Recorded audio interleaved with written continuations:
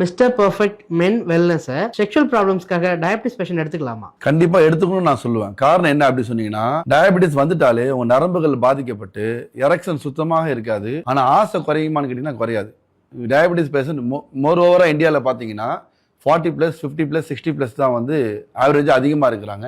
ஆனால் 60+ ஆனதுனால செக்ஸோடைய ஆசை குறையுமானா குறையாது. அந்த டைமில் ஃபிசிக்கலாக அவங்களால வந்து ஒன்றுமே முடியாது. மனசில் ஆசை அதிகமாகிட்டே இருக்கும். அப்படிப்பட்டவங்க எவ்வளோ மாத்திரை எடுத்துக்கிட்டு இருந்தாலும் சரி, அவங்க அலோபதி ட்ரீட்மெண்ட் எடுத்திருந்தாலும் சரி, அதாவது நான் சொல்கிறது டயபிட்டிஸ்க்காக, அது கூடவே சேர்ந்து நம்ம மிஸ்டர் பர்ஃபெக்ட் மென் வெல்னஸ் தாராளமாக அவங்க சாப்பிட்லாம்.